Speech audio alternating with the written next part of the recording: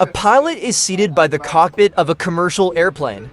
Through the cockpit window, the pilot sees a startling sight: two large commercial aircraft flying dangerously close to each other.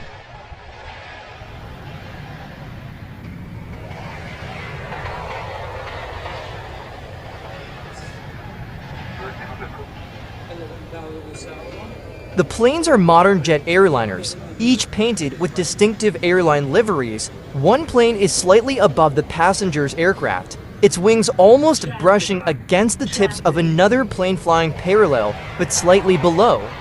The pilot's plane as the third aircraft is angled, appearing to ascend or descend sharply, creating a tense and dramatic atmosphere. The sky outside is a clear blue, with a few scattered, fluffy clouds adding to the scene's intensity.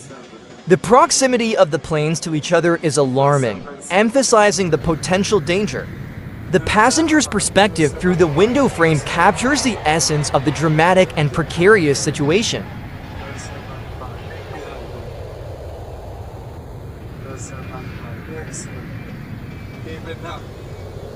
What do you think is happening here?